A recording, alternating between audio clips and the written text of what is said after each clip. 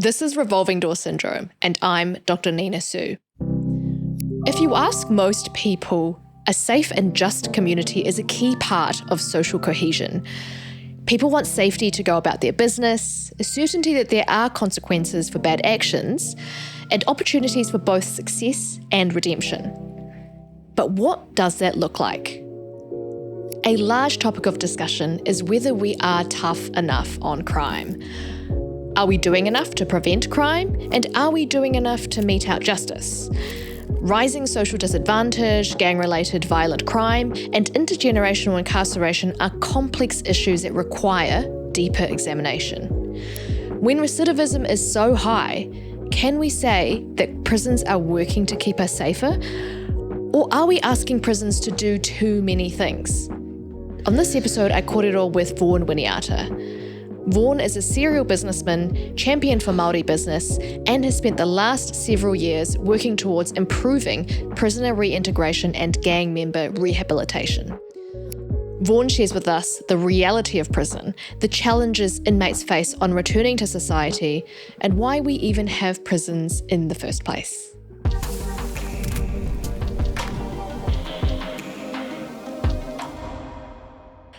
So Vaughan, around 56.5% of people with previous convictions are reconvicted within 2 years of leaving prison. Around 35.8% are re-imprisoned after 2 years following release from prison. Why do we have such high recidivism rates and such high gang membership in the prisons? Great question. So I'll start off with the recidivism one. It's like, in general, reoffending is too high, and too many prisoners that we see in prison come back again. And I think it's quite disheartening, because working in the prison system, I can tell you that so much hard work goes into, there are programs available, you can transfer around prisons to get yourself ready to reintegrate into society. The truth is that when you walk out of a prison and back into society, it's not exactly waiting for you. So there might be a probation officer that'll be keeping an eye on you. But, once you've got prisoner beside your name, or former prisoner who you've been convicted, try to get insurance for your car, try to get a tenancy agreement for a flat, opening a bank account, filling out basic forms. The hurdles are all there. So I think many people who come out and the opportunities look pretty bleak, where they were kind of wasn't so bad. And so I've called it sort of post-conviction incarceration, where it's just so damn hard to get back into society again. There's no welcome mat for you. And I'm not being rough on the people out there that put work into the reintegration side, like the probation officers, and there's awesome outfits like Grace Foundation, but they're only a small fraction of the number of prisoners that actually do come out the gate and, the prison gate, and are looking at, well, okay, what now? And so I think that that is the reason why is there's no landing pad for them. And so within a few short weeks, the mentality sets back in that, what's the point? Got no hope. So nothing for them. So offending to them won't be offending, it will be surviving. And so, they get picked up and they're sitting up in Mount Eden, and then they're off to a prison again for another lag. So that is the reality of the situation, is the reintegration pathway is full of potholes, and they fall into them. Because I read somewhere that we spend about $180,000 per inmate per year to house them, rehabilitate them. So there's an enormous amount of resource going into each inmate. But then what it sounds like from what you're saying is that as soon as they come out of prison, there's just almost no resource to help them actually reintegrate once they're in society. And that's right. So, in terms of that figure, let's say 180,000, because it's there or thereabouts, even if it's 160 or 200 or whatever, it's a lot of money that the taxpayer is stumping up for a prisoner to be put right, to whether you call it corrections or reintegration or whatever. However, all of that good work, they'll be as clean as they ever were when they came out. They haven't had access to alcohol or drugs. They've been in an environment that's structured. But, here's a really good example. An average prison day for a prisoner is they get unlocked around 9 o'clock in the morning, and they're generally put back into their cell about 4 o'clock at night.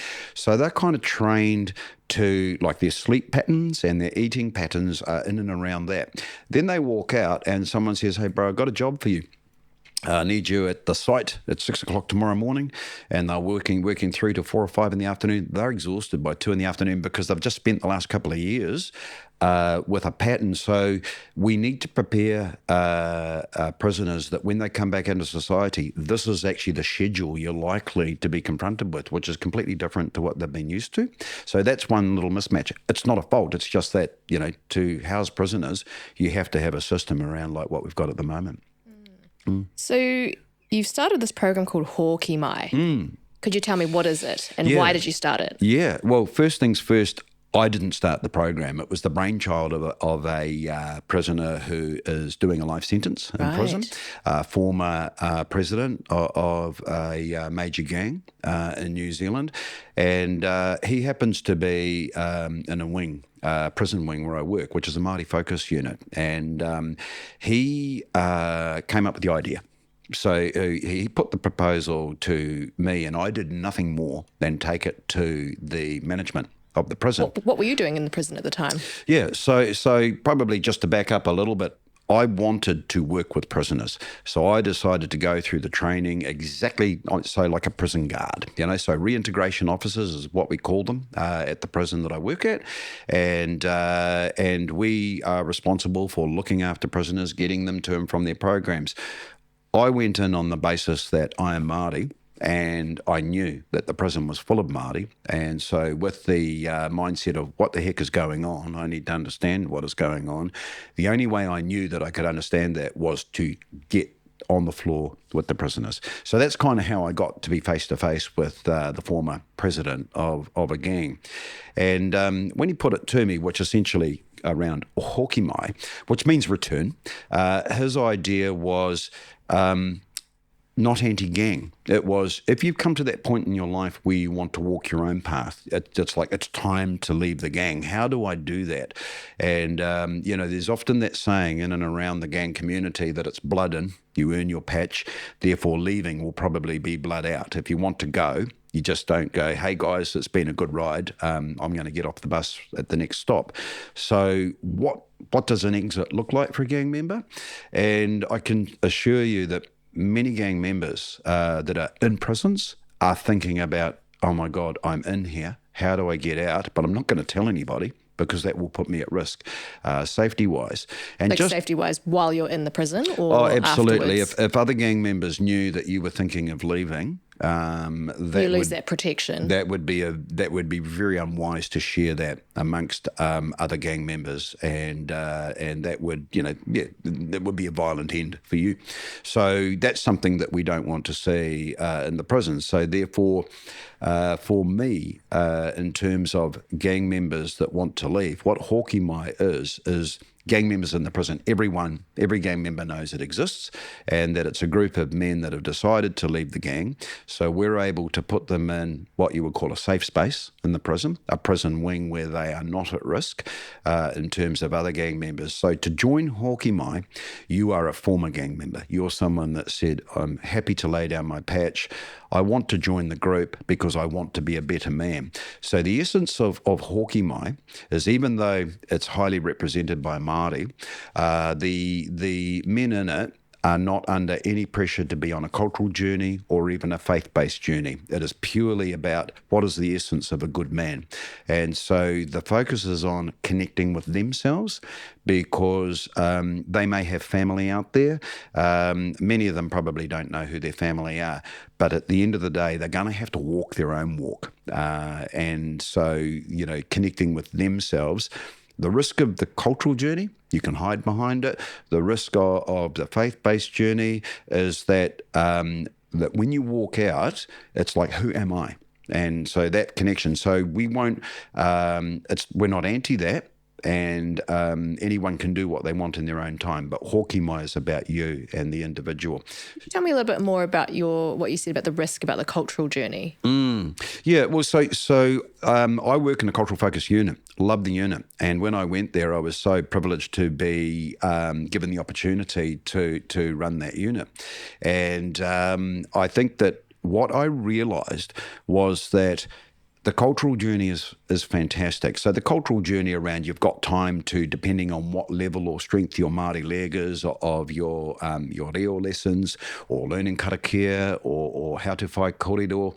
It's basically how Māori do you want to be, exploring your whakapapa, all that sort of stuff. There's time to do that in a cultural focus unit.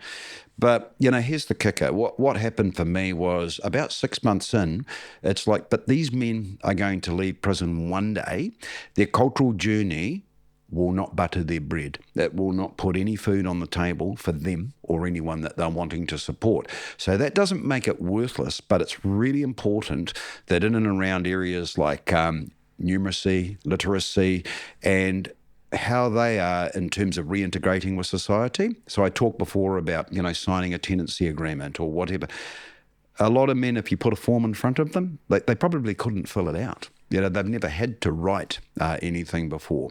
So that cultural journey, the risk that you have with it is that it's a distraction from the skills that you're going to need to reintegrate. So therefore, it's actually putting it into context of, okay, the cultural journey is one thing, but what about you?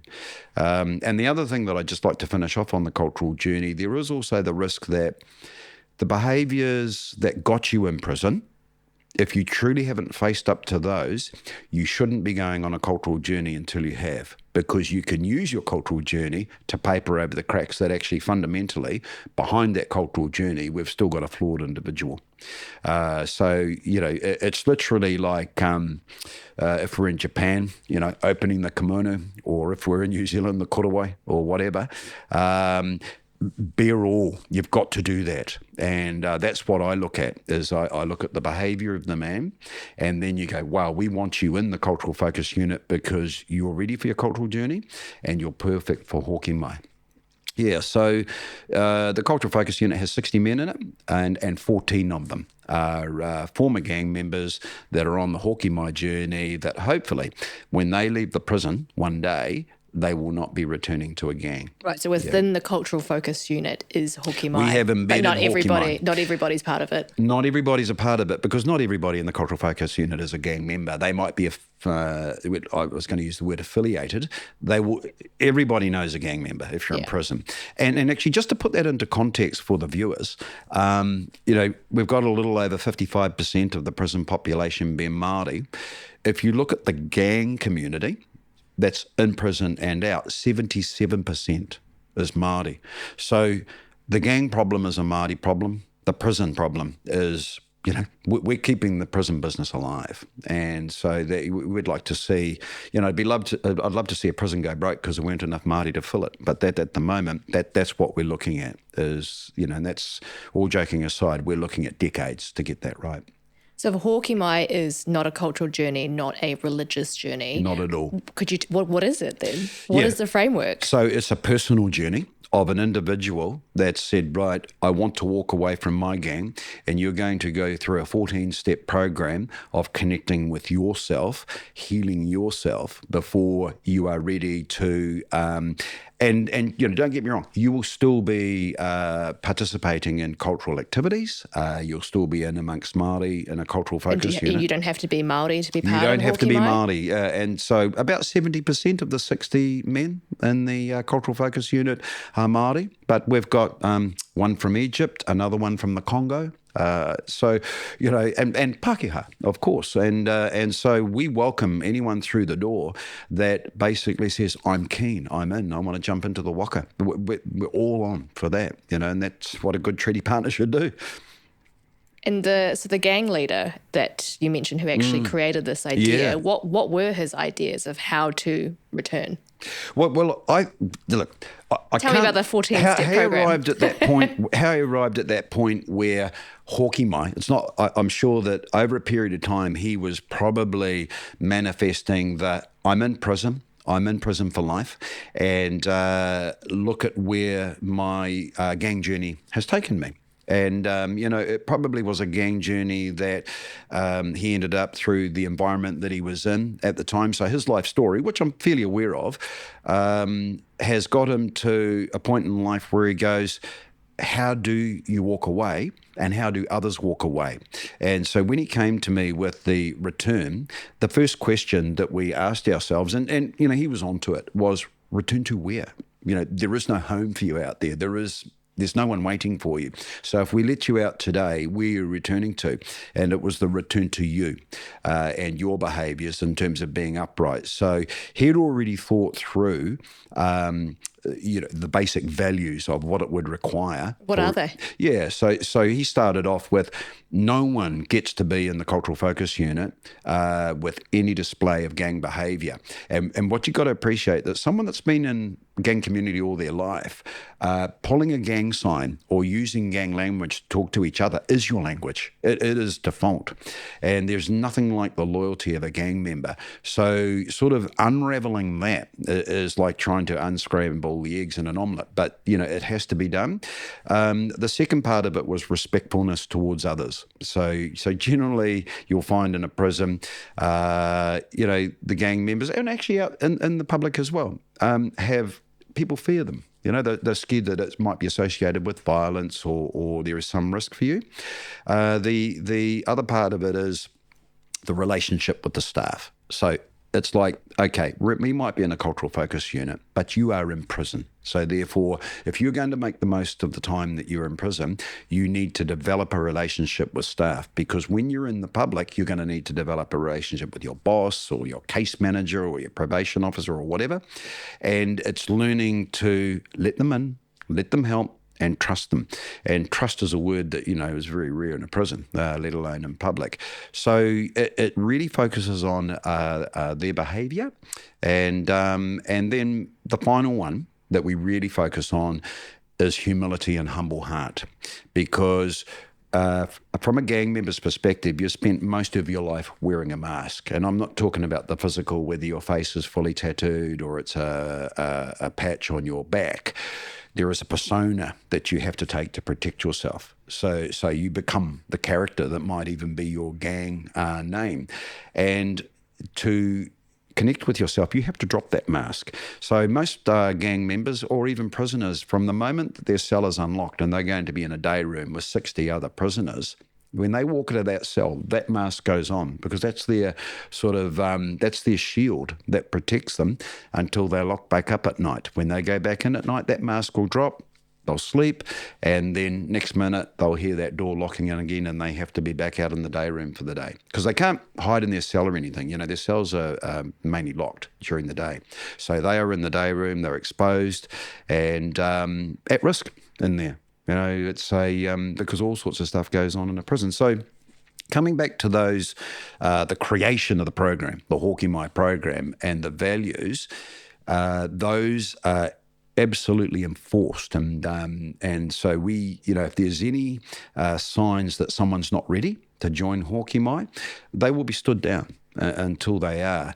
But generally what we find is by the time that someone has said, hey, can I be considered for Hoki Mai and can I join? I think they realise that they've come to the end of the road, that the gang world is probably not for them. Maybe family is all gone, the prospects are not looking good, so there's nothing for them to lose to give it a go. So, what I've found is that the 14 men that have come into Hoki Mai and work in the group are motivated. They really are wanting to fix themselves. And that's been, an overwhelming sense of positivity for me, because all of a sudden you're thinking, oh, wow, we're making a difference here. Because, the question I get asked all the time is, but do you really think you're making a difference? I sincerely can tell you that Hoki Mai, I've seen 14 men change. And we're in the 9th week of 14 weeks of a pilot program to test it out. And I think that, it's going to be something that the Corrections Minister will be able to tell the public, this is a success, and more of it will go on. There's 4 of our men have left the program of the 14. So we keep topping up and keeping it at 14. Do you mean, isn't they finished the program? Yeah, so 3 have been released and are out here today, walking around the streets, and they haven't gone back to their gangs. Though actually one has gone to a community environment where he's got a job. The other 2 have gone home. And then we've got another one who's progressed from it to another part of the prison ready for release. So, we're 9 weeks in, and touch wood, we've got this 100% success rate of men walking away from the gangs. What about support after leaving prison? Is there any difference of how Hoki Mai is working compared to what other programs do? Hoki Mai and support after leaving the prison is not a lot different to what we talked about earlier about the recidivism problem. That a part of me is concerned about selling false hope.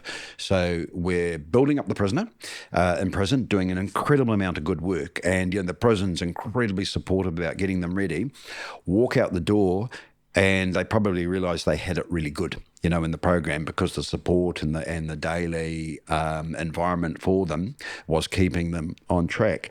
But in terms of going out, look, Grace Foundation, amazing. It's not the same as Hoki Mai, but what David Leteli Sr. is doing at Grace Foundation, to me, I think it's awesome.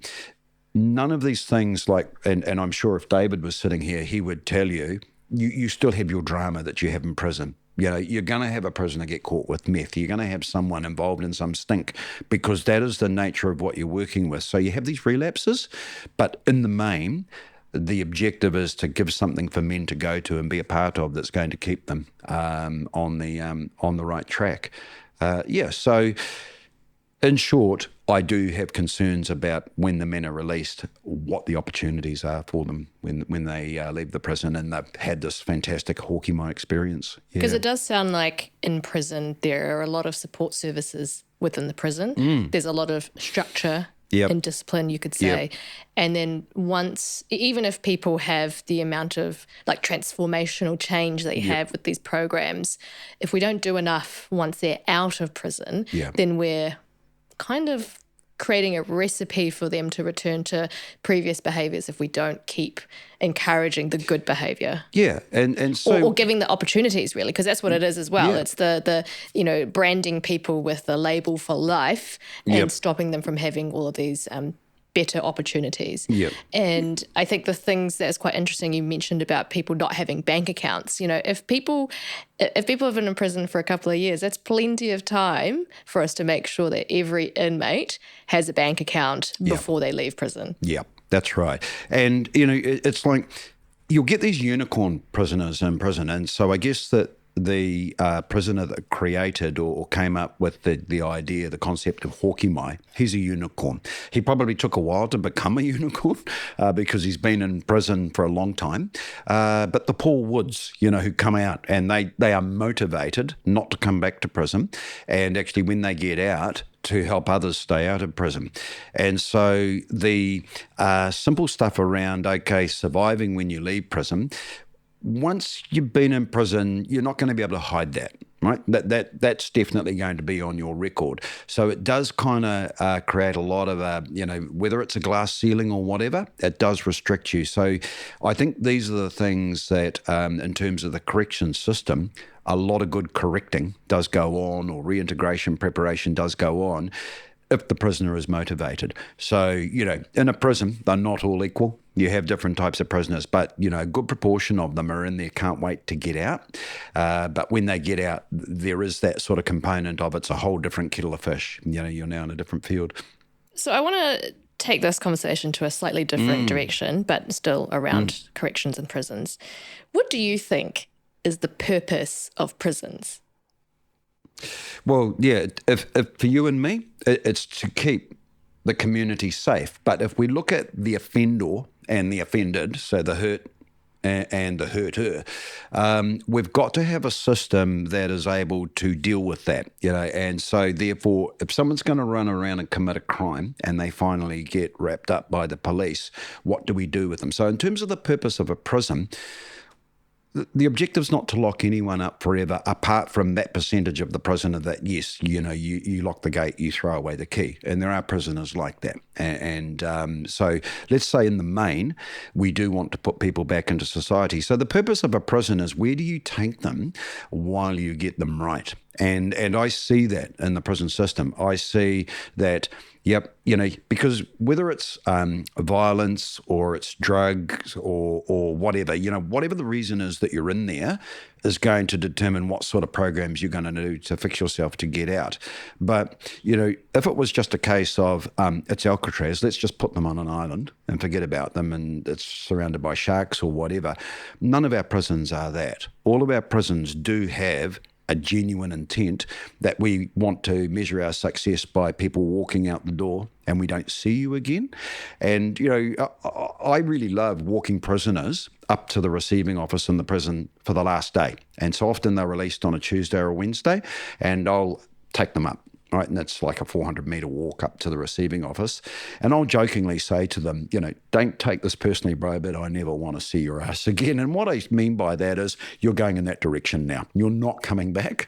But then part of me thinks, gee, I don't know, sort of thing, because I know what we've done in prison, and it's not a criticism of the probationary services that are out there, but it's a whole different world they're going into. And so the purpose of the prison is, we've got to put them somewhere. So if you bluntly want to describe the prison system as warehouses where we put people that have done naughty things and our job's to stop them from killing each other, that's not true. The truth is, where we put them and what do we do with them when they're in there so they're fit for purpose. We actually need these men back out in society, and women, but the bulk of the prison system is men. Because I feel like there's a mismatch between what people think, like different people think what prisons should be. Yeah. And then I think that's kind of getting in the way of, say, success of the prisons, because it sounds like from what you're saying a lot, my interpretation anyway of what you're saying is that prisons are a place for rehabilitation, to help people deal with their problems and come out better on the other side so they can return, right? Yeah. But I think, there are still many people who believe that the number one reason for prisons is crime deterrence or to punish people. But I wonder if that idea sort of gets in the way, because if we only look at prisons as a way to punish people, then we get very uncomfortable with the idea of prisons being a place to actually help people nurture, who they really are, instead of, like you say, this mask that they put on to protect themselves in these quite dangerous situations that they're in. Yeah, and the prison system will always be there, because as sad as it is to say, pretty much as soon as a child pops out of the womb and is a newborn, it is a future prisoner, some of them. That's the nature of our society. There are children born into environments where it's going to be, chances are they're going to be locked up one day. So they're innocent for, let's say, it's months or years, but their environment it's conducive to the prison system. So we have to have something where there are members of the public where things have gone wrong, maybe sometimes through no fault of their own, or through the fact that, that they just are genuinely bad. Where do we put the baddies? And the thing is that when they come in, can some of them become goodies again? And I have a massive respect for people who work in the prison system, because it is frustrating what you see, but we need prisons. We absolutely need them. And this is not a kiss up to the current corrections minister, but I actually think he's on the right track with the gangs. I do think that what he's thinking there. In what way? In the sense that the war on the removal of patches or the wearing of patches is not so much about the patch itself. It's about what comes with it, right? And so if you look at people who end up in gangs, they have ended up in it sometimes through just the environment that they're in. So they didn't maybe want to be a gang member, but it was the best option compared to where they were. Maybe it was a domestic violence situation. Maybe it was worse than that, in terms of sexual abuse or whatever. So a gang is a safe haven, and it provides that. Then the activities that come with it. So I think that what we have to do is we have to look at the gangs and we have to say the activity, enough is enough. And if the patch is representative of that activity, well then, we're looking at that. For me, I would prefer that gang members did wear patches, because then you know who they are. But the modern gang member's not wearing a patch. They're wearing Armani suits. They're driving Lamborghinis. They don't want to look like gang members. They're sort of looking more like old school Sicily. It's getting back to who is the gang member. They are harder to see.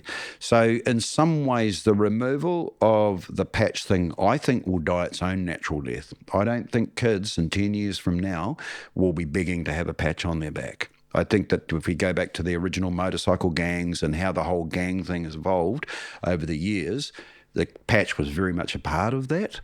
But, the gang members that I see, let's say... But are you saying that if we get rid of the patches, it doesn't actually get rid of the gang problem? Gangs will always be there. Yeah. So, organised crime will always be there. So I think that the visibility of what some of the current patch stuff has been doing, whether it's been causing harm in public, I don't have a problem with targeting that because it's just not on. But coming into the prison, because, I'm not active in the public sector, I'm working with gang members and former gang members that are in prison, and what are you going to do with your time when you are here? So in the group of 14, a proportion are in them for a very long time. And so they're not coming out. These men are leaders, and they definitely are listened to by the younger gang members who are in there. So there's a ratio of the 14 that are teaching the others how to change their ways when they are out in 18 months or whatever. So when someone comes into Hoki Mai, ideally we've got them for at least a year.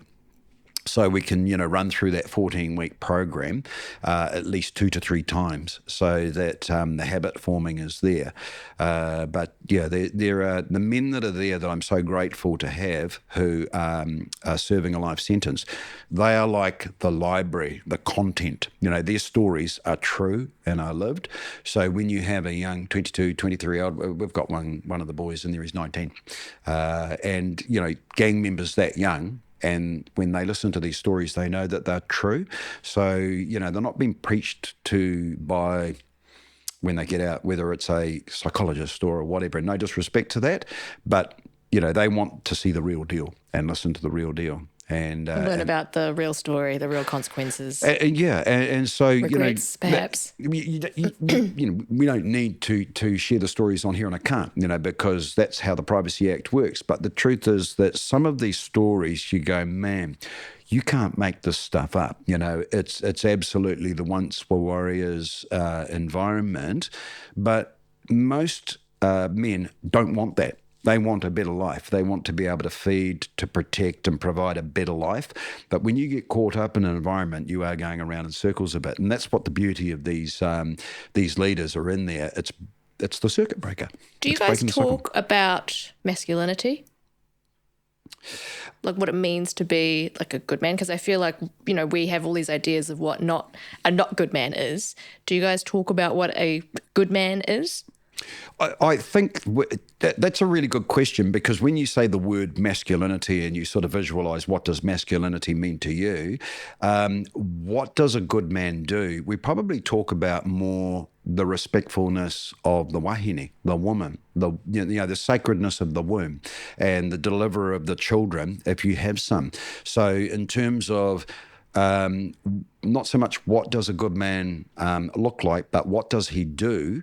So the masculinity for us would be the values and traits of a good man provides and protects. That's what we are here for, because the sacredness of the woman, the wahine, that is the future. The whakapapa is nothing without the wahine.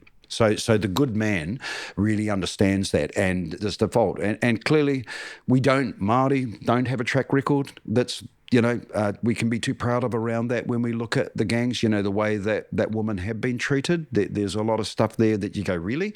And so it's understanding our role of what it is, because all of us, the worst gang member has a mother. We all have a mother. We all came from somewhere, and we all were truly loved by somebody somewhere at some point in our life. And I think so the good man understands what that is and subscribes to it, really. And so, yeah, but I think that, it's almost a whole other podcast, that what is the essence of a good man? Because we have 3 sessions a week at Hoki Mai, which generally go for an hour. over the 14 weeks. And the good man topic is always in there when we go around the circle, and, we'll ask the question. And so because there's different age groups, the youngest is 19 through to 62, the oldest gang member that's in there in this group. So, their definitions of a good man. And you just, like the gym, you have to keep going back to it in terms of that. Yeah. Do you think, we kind of touched on this before, but do you think all people are able to be rehabilitated? No. There's, I think, I'd say most, but I think you really have to look at, I don't just want to say when you look at a farm, because it's comparing the human to an animal, but we are not all equal. So therefore, the makeup of us as individuals when we come in, sometimes it's beyond our pay grade in terms of what we can do. So the rehabilitation of a prisoner, some people have very complicated backgrounds that even the health system can't fix. And so therefore, should they be released into the community on the basis that we've rehabilitated them? Absolutely not. So, don't ask me to quote a percentage, but I definitely see every day men that I go, I'm glad you're in here. I'm glad you're in here. This is the best place for you to be for the good of society. So I think rehabilitation needs to be understood that not everybody can be rehabilitated. Yep. And do the people who might not be rehabilitatable, like how do they feel about rehabilitation, or how do they feel about staying in prison versus coming out? Well, it's not like you sit in front of a prisoner and say, you can't be rehabilitated, so therefore we're not going to waste any time on you. But the reality is that most of the prisoners that can't be rehabilitated probably understand that they are in there for good. And so whether that's their sentence, that's life, or whether it's the fact that every time they go for parole, the parole board's going to look at them and go, you know what, I'm not confident. I really can't put my name to you and let you back out into society. So they're going to be getting the feedback consistently that as much as they are going to say, I'm ready and I want to go home, we have to have the ability to go, well, we're not confident about that, because we've got to act on behalf of, everybody out there in the streets. Because there are some cases that you read about in the news about various crimes that have happened, and you do question, like, God, like, what has made this person think that they should do this thing? Like, one of probably the most shocking stories that I heard, I think it happened last year, or at least it was reported in 2023, and it was this two teenagers, 15 and 17, who attacked this couple in Albert Park. And they robbed the guy and they, trigger warning, but, they raped the woman at knife point, the 17-year-old. And you just got to think, like, this is not an act out of desperation. This is just deciding that this person's, life autonomy, it means nothing, and you can just take something from them as if they were an animal and not a person. And you just got to think, oh my goodness, like how did this happen? And I don't know if we're asking the right questions of, like, how has this happened? And I don't know, what do you think about, the broad use of, like, cultural reports? Because just for this individual person in this case, I just think, what has happened? There is no moral excuse, I think, for behaviour like this. I think a lot of the time we talk about crime in the case of, like, it's more common in people who are impoverished or in a certain ethnic group. And it may be true, but I would say that within poor people, within ethnic groups, the vast majority of poor people, the vast majority of Māori people, for example, don't do crime. And so I don't know if this is within the scope of this episode, but I want to know what is going on with the psychology of these people, and, like, is there a possibility for these sorts of people and these heinous acts to be rehabilitated? And it's just such a young person, what kind of, do you know what I mean? Yep.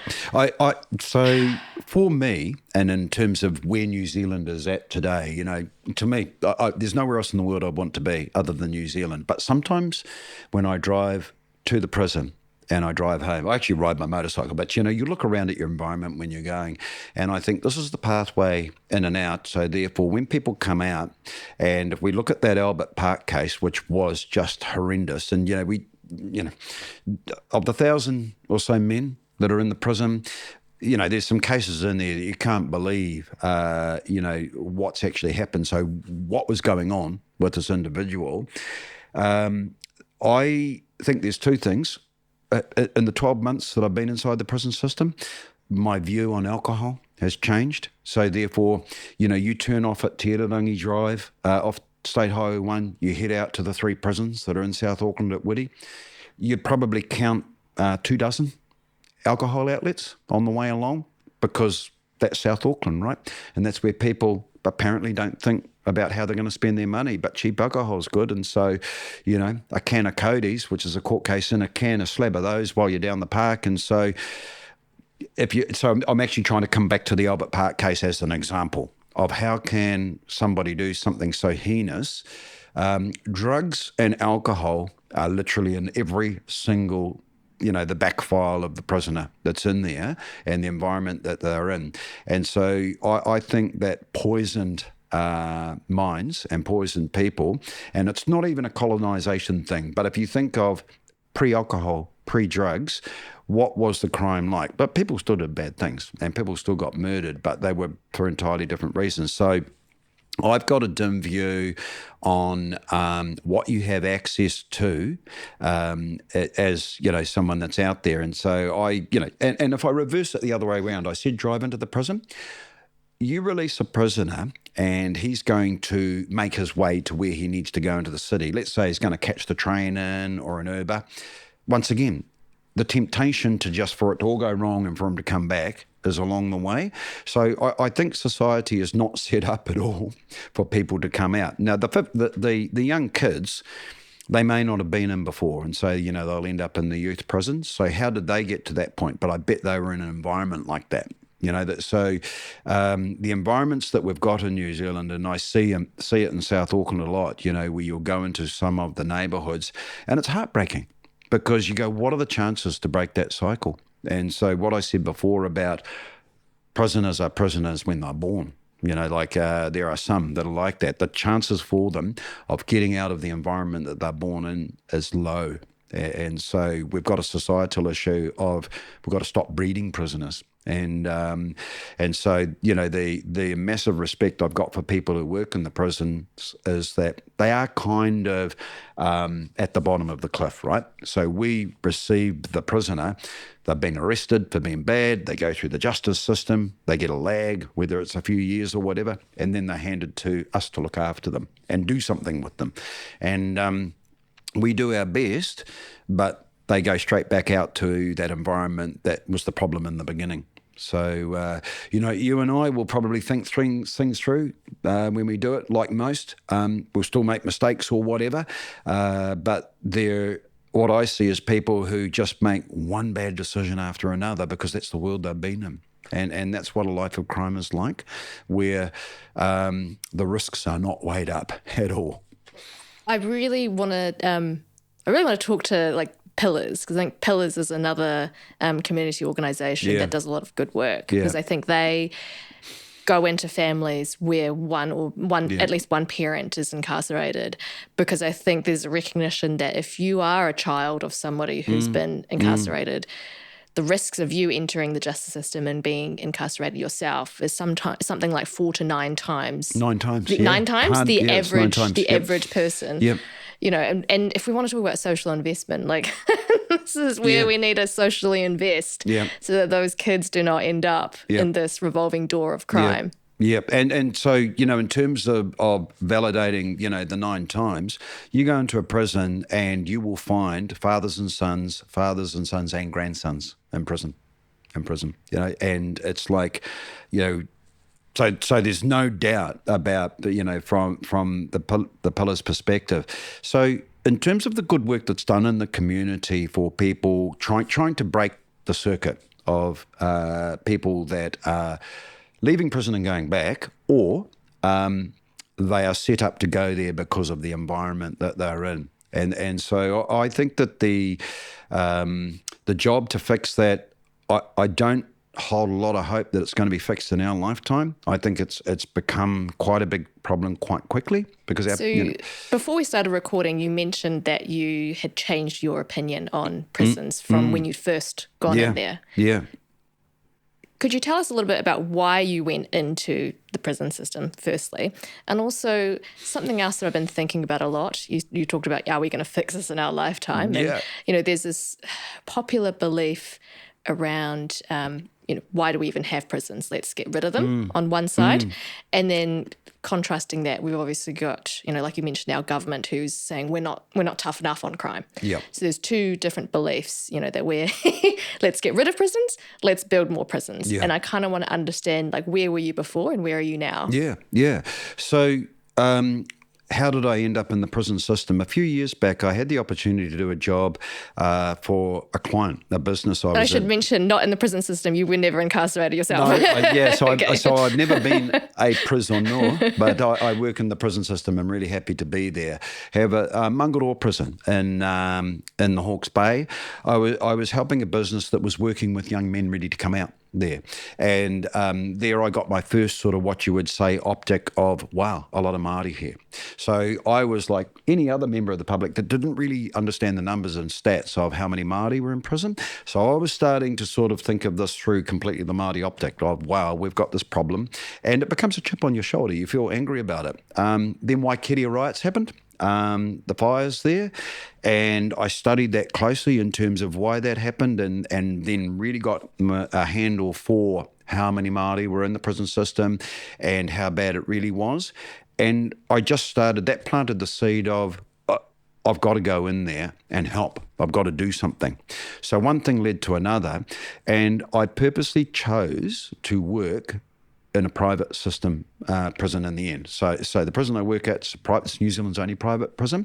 And the reason why I chose that was that I've been in private sector all my life. I look at things commercially. So I look at a model and go, how do we make it more efficient? So it's not about running it cheaply, or privatization is not like, this is a profit model. It's more about what is the efficiency and the sustainability of the model. And that fascinated me, and it's been a huge learning curve. But coming back to prisons, and we look around the world at the type of prisons that we've got and our prison system versus others, and so we look at other countries that are doing it differently. And you mentioned the sort of movement for no prisons at all, and I follow those, because you've got to look at, like, well, okay, that'd be nice, and say that's a goal that we should aim for. We'll never have no prisons, I believe. I believe that we'll never have that, or even if they rename something that don't look like prisons.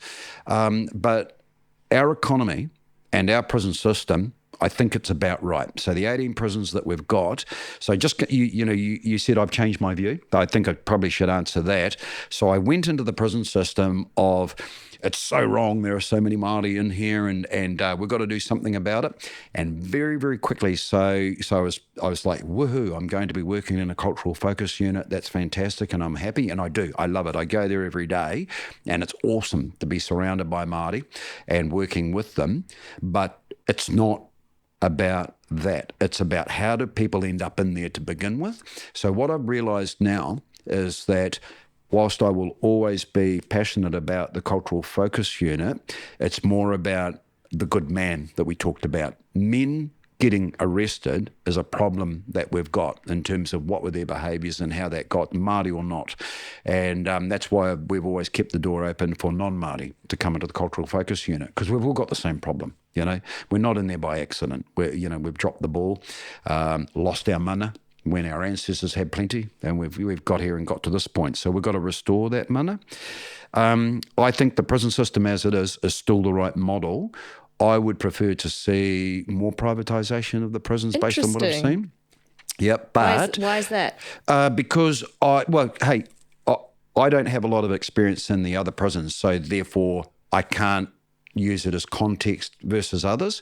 What I like about the private prison that I'm working at is the thinking, and that is the ability to try different things for the good of getting a better result out of the prisoner. So, for example, hoki mai, right?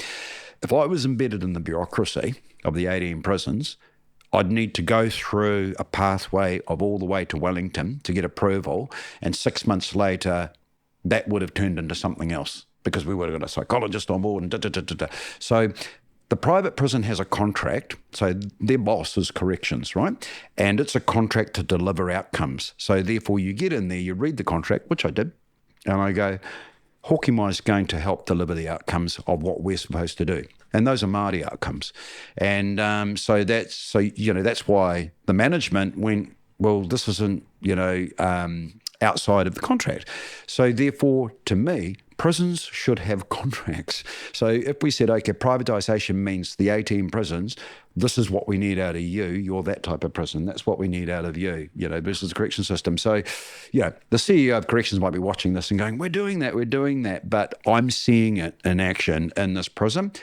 We're not perfect, but we're definitely making a difference in places.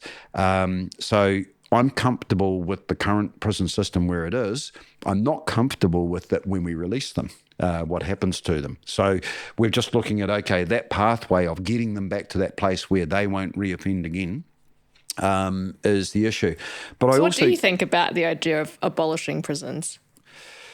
It would be nice, but so what do I think about the idea? It's very lofty. So, people against prisons Aotearoa, I follow them closely because there's smart people in there, and so I'm really interested in their logic. But I suppose that what's the best argument for abolishing prisons according to this group? Oh, okay. So the way that I would look at it, based on theirs, is that should you spend time in prison, let's say more than 2 to 3 years, you're probably going to be affected in a way that's going to make it very hard for you to get back into. So why put them in there to begin with?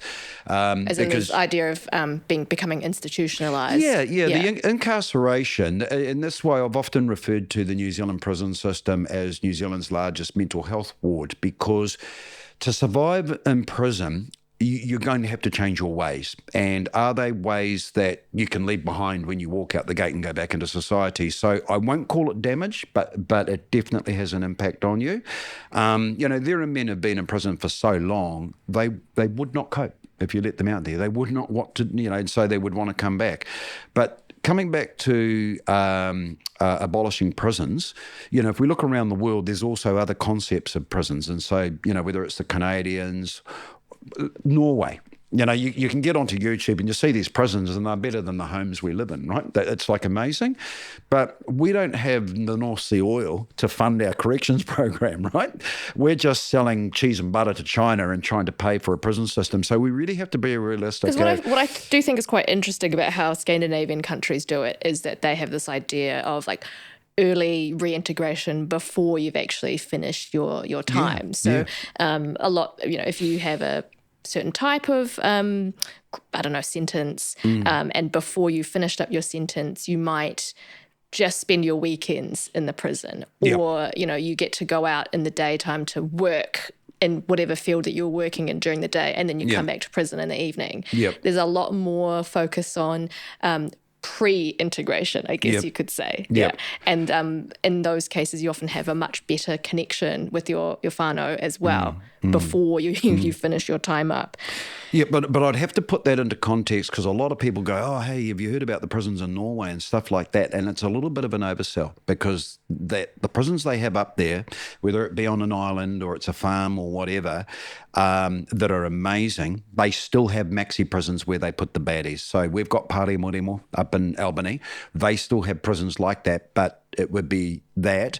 Then the bulk of the prison system, so let's say of our 18 prisons in New Zealand, if we were saying they had the same number, 12 to 14 would be these amazing concepts where the prisoners ride around on bicycles and are wearing clothes like you and I. But we've also got to, what we don't get told is that to work in the prison system like I do, and I went through a 9-week training program to be able to go onto the floor and get to the prisoners, you won't get in there 3 years. Is what it takes to work in the prison system. So it might not be a degree, but the people that are with the prisoners are well skilled. So in that 3 years, you're going to be groomed to go to a certain part of the prison and be functional there. So that's what I sort of jokingly say, that, when you've got trillions squirting out of the North Sea oil and you're saying, well, okay, how do we create a prison system? That is a luxury that Norway has that we don't. And I think we just have to be realistic about it, that if we could take the unicorn prison system, who pays for that and how do we pay for it? So relative to what we've got, as far as the money available, the budget for the New Zealand prison system, the prison system we've got is actually what we can afford at the moment, around the 180,000 a head to keep someone in a prison that is keeping the community safe, but also doing something with them. I guess what I'm concerned about with the idea of completely abolishing prisons is that if you look at the numbers in terms of why people are in prison, about 50% of the reasons why people are in prison are for what you could call violent acts, sexual assault, homicide, intent to injure, harassment or abduction, all these things add up to about 50% of the prison population. And I guess my question would be is that, if we just say abolish all prisons, what do you do with the people who have, done quite violent things to other people? Yeah. And I guess I want to think about rolling the clock back. What did we have before we had prisons?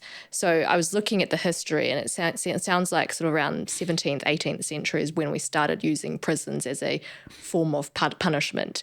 Before then, we used, in terms of European countries, used prisons as, more like a jail, more like a holding pattern where you kind of waiting around in jail before you got your sentence. And that was a time where capital punishment, so, death by hanging, or corporal punishment, being whipped or being put in the stocks, or deportation, being sent to Australia. Those sorts of punishments were far more common before. And I guess what I'm concerned about is that the idea of abolishing prisons is in a way a sort of luxury belief, because what do you do if you don't have prisons? Because I think the idea of this is my analysis of the situation, is that the idea of prisons as a form of punishment was brought on as a sort of compassionate idea in the sense that it's more compassionate to put people in prison as a form of punishment than, say, whipping them or killing them or sending them off to some far-off destination. Although, at the time, to be deported to Australia was probably not such a bad thing. You get to a new country, new opportunities, a new start. Yeah. And, in terms of, let's say, the 17th, 18th century thing that you said, let's just look at New Zealand and say, before Jimmy Cook pulls up and says, this looks like a nice country that no one has, and so therefore let's take it. There was no prison system. So the Māori that were running around at the time, if someone was playing up, we probably used whāngai, where we moved them somewhere else away from where the hurt was being done. And if that wasn't working, well, they probably got bopped, right? So that What do you mean by they probably got bopped? Well, you just would never see them again. I see. Okay, so bopped meaning, they just ain't around no more. That was one way of managing it, which would not work now. So therefore, colonisation comes in. We end up with a prison system. And so the transition of, the people that were already here, the Māori, to the prison system, it's not a surprise that we haven't coped well with that, and there's a lot more. So any country in the world where there's an Indigenous, there's lots of them in prison. However, coming back to abolishing the prison, so it's an absolute flat no from me. And the reason why is, right now as we sit here, there's about 10,000 in our prisons across the 18 prisons at the moment. If you opened up and looked at a breakdown of why they're in prison, and if you'd said, really, would you want these people walking around in society today? Because we talk about violence and we've talked a fair bit about gangs, but whether it's, underage sex offending or just some really, like we talk about the crazy stuff with the Albert Park murder and rape and stuff like that, we would be pretty brave to be saying that we could just see how that goes, right? So we have to have a place to put these people. So going back, and that's right, the reason why I brought up Māori and whāngai, where if a kid was sort of playing up in one family, they might have been sent off to live with the nanny, granny or an auntie or whatever that had no children, and her job would be to create an environment for that child to come right and maybe go back to their family or whatever. Some people who, when I say this, are going to be horrified, but prison is like whāngai. It's like you're putting the person somewhere else. It's not great, it's not good, but you can't stay here. And so for the good of what's going on here, we have to take you out of this environment. No different to a bad apple being in a fruit bowl. You've got to put it somewhere. And so I think it still brings us back to when prisoners are in prison, there is an opportunity for them to do something with their time that they're there constructively. And then what happens when they leave? And that's still what it's always going to come back to. And it's not like knocking that there is nothing when they leave, but recidivism is around the fact that it's all okay in here. You can't commit crimes in prison. You can get in trouble for doing something wrong or whatever, but you're going to end up back in prison because you've reoffended. Why did you reoffend? And so, we're not catching them when they come out. It's sort of a bit rough because the ones that I'm aware of, particularly out of this gang group, are flying, right? But yeah. So if we say abolishing prisons is not an option, No. Also disappearing people, popping them on their head That's is not also an option. not an option. Yep. So we tick through the list. What do you think about this idea of prisons that are run by Māori for Māori? Yeah, so that's something that I hope that one day that Māori, and this is all Māori, it representative groups. So let's say it's something like the Iwi Chair Forum or even Kingitanga are able to go to Wellington one day, just like the language movement, and they're on the steps of Parliament and they'd say, look, it's been a really good ride for the last 184 years. The prison system has got us here, but we'd like the keys to at least a couple of prisons, and we'd like to show you how we'd do it because this is how we'd do it. And I've actually visualised that. And where, the corrections minister would say, well, let's give this a crack. And that's why I'm pro private prisons, because I think what you would do, getting a bit excited here, what we would do is that Māori don't need to be building, owning or operating a prison. That's an operational model. So what you want is somebody that goes, we know how to run the machine, right? And then Māori would go, but what are we going to do with the prisoners, the mohere, when they're in prison? That's our job. So therefore, our healing, our reintegration, our getting them ready to come back. Because if there is one thing that Māori understand is that if you have a whakapapa, you've come from somewhere. So where are you going to go to when you get out?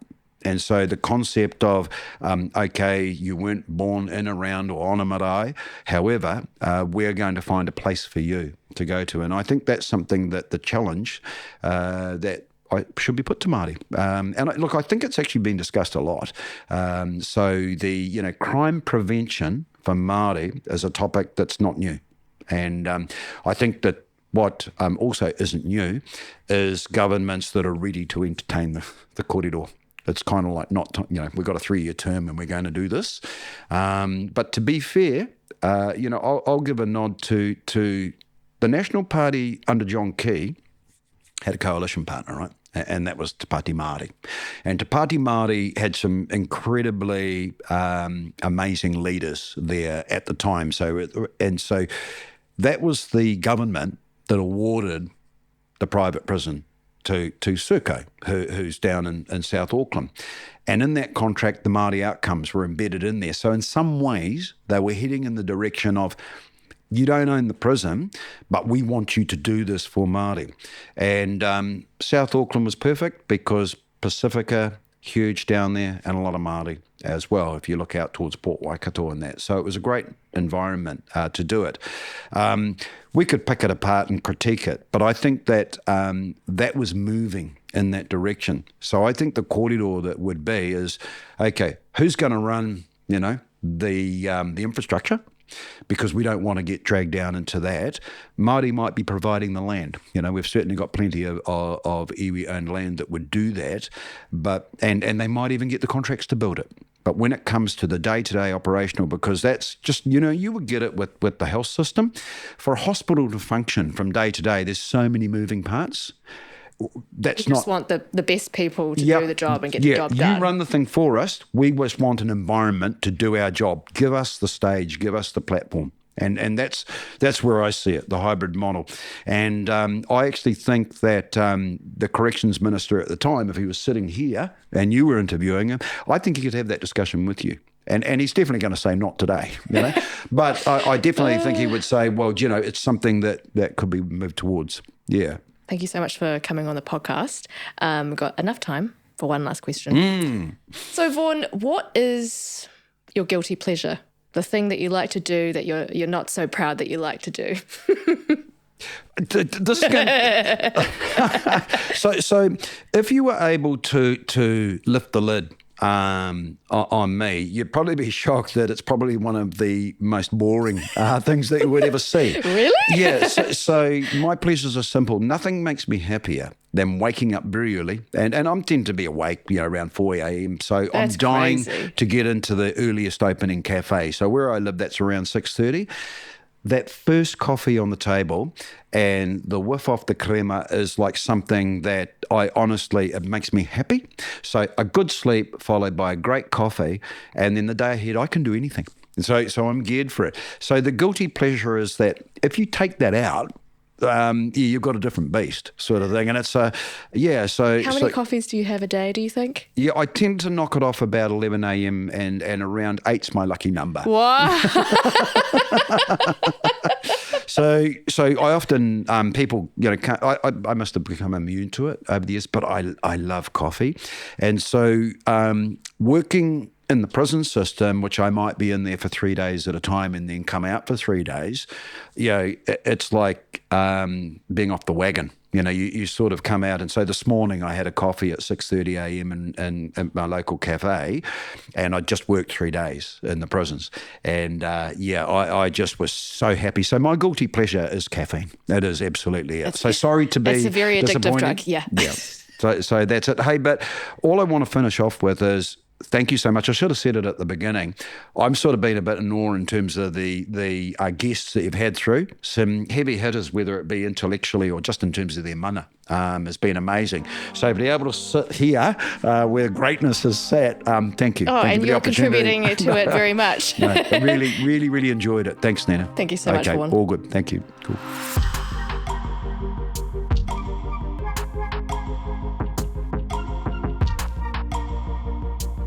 Revolving door syndrome acknowledges Māori as tangata whenua and Te Tiriti o Waitangi partners in Aotearoa, New Zealand. We recognise the inequities and challenges faced by Indigenous and vulnerable groups and acknowledge our duty to work towards closing the gap.